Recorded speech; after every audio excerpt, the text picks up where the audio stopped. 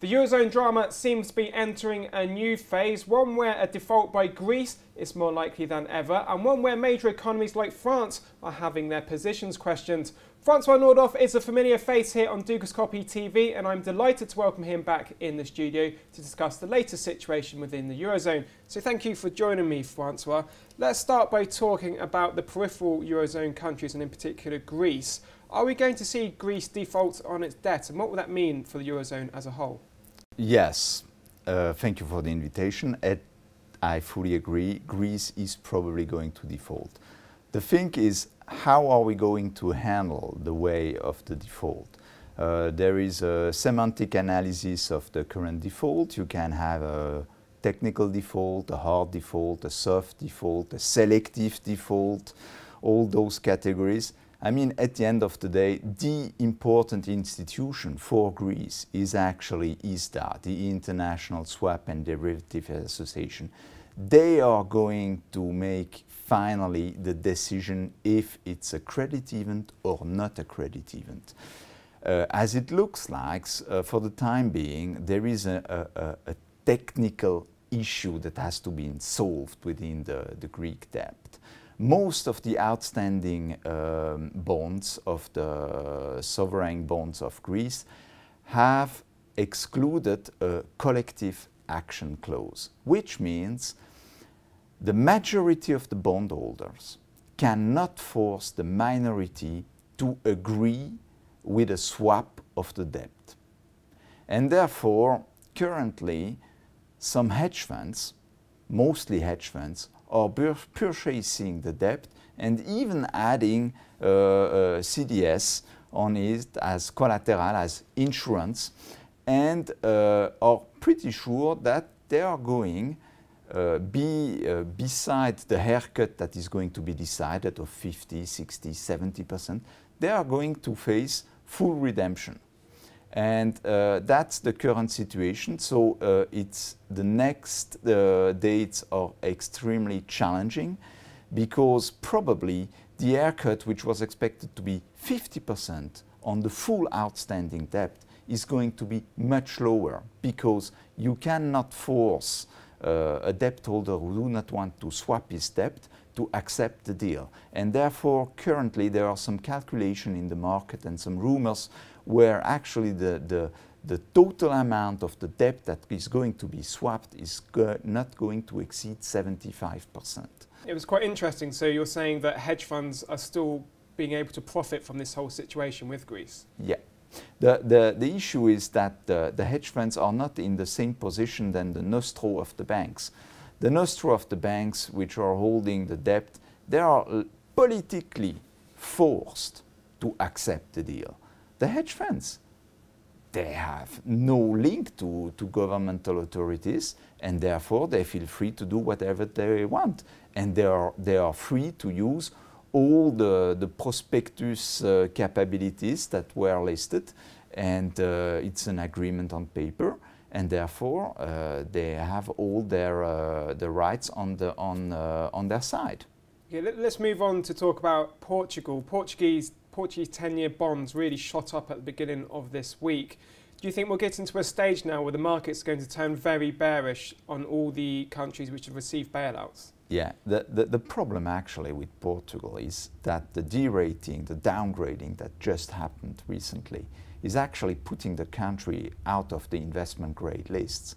And therefore, all fund manager, and I'm speaking mainly about the passive fund manager, ETF managers, are now extremely reluctant to purchase additional Portuguese bond. Even they are thinking, probably, if they are managing passive ETF for investment grade sovereign bonds in Europe, they are even thinking of selling the existing position and adding additional pressure on the pricing of the Portuguese bond market.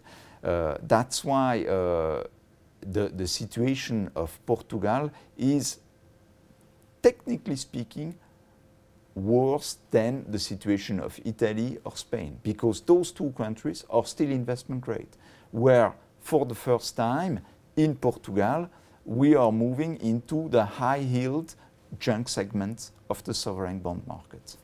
Okay, I just want to draw your attention to a quote by Italian Prime Minister Mario Monti.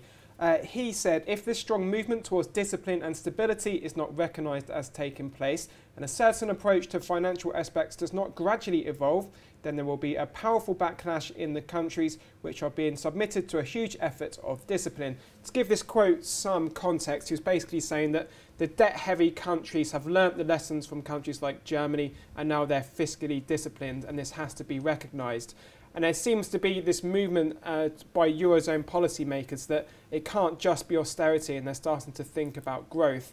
So how do they get this balance between growth and austerity? Because we've been talking about it for a long time on Dukascopy TV. Yeah, that's the crucial issue. I mean, currently, when you are looking to this kind of statement, is putting exactly the finger on the right place. And the problem is for a government, the most convenient thing is to say, we have difficulties, we have budget deficit, we are exceeding Maastricht ratio. In that case, well, just let's speak about fiscality. The problem of fiscality, it's very easy and quick to implement. The problem is the result of fiscality action. And those fiscality actions which can be easily implemented are mostly on the long term inefficient for growth. Therefore, you need structural reforms. And the problem is, in a country like Italy, it's not a big issue to implement structural reforms. You will have some riots on the streets, that's normal. But the people are not keen to accept any social benefits to be diluted. That's for sure, but they will understand it. And the economy itself is an export-oriented economy, so you can implement it. The problem is for those countries which are not in the same situation than Italy, like Portugal and even worse, Greece. Portugal at least has a certain type of industry, a certain type of know-how, a certain capabilities to export some goods which are produced mainly in Portugal and not in the rest of Europe. Where Greece, frankly speaking, is a little bit standing alone. Beside their tourism industries and some small spots around the countries and industries which are doing fine, they are not a big player on the export market. And therefore, how do you want to implement some structural reforms in an economy that is mostly based on tourism and agriculture, and where, moreover, it's mostly depending of revenues from the European community? Therefore, reform, yes. Structural reform, yes. In countries like Spain, Portugal, France, Belgium, you can apply it. It's politically possibly incorrect for Mr. Sarkozy in the current situation ahead of the election, presidential election. It's going to be extremely difficult, like walking on eggs. And in other countries, it's going to be much more easier to convince people of structural reforms. And we have seen it in Italy, for instance. Politics really gets in the way here, doesn't it? Because Mario Monti leads a so-called technocratic government. Yeah. He's basically got free rein to do what he wants. He doesn't answer to an electorate. But exactly, can Nicolas Sarkozy say that he's going to raise the pension age by 5 years because he's not going to get re-elected? So no politician's going to do that, are they? He has the deadline of the May election.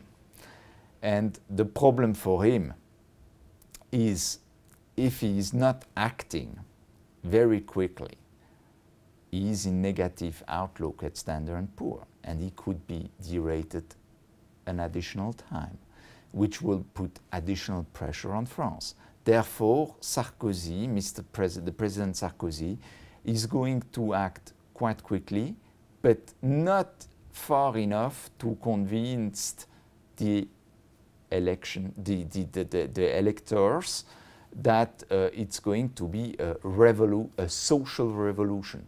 But in fact, France is going to face a social revolution in the long run, and that's also the problem of Standard & Poor, where they mentioned specifically that all reforms have to be taken quickly, but the results of the reforms are going to take several years. And just by postponing it for election purpose is just not the right way of doing things.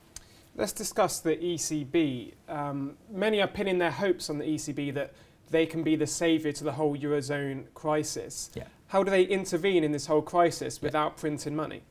Okay, now the problem of the ECB, everybody would like to see the ECB much more active.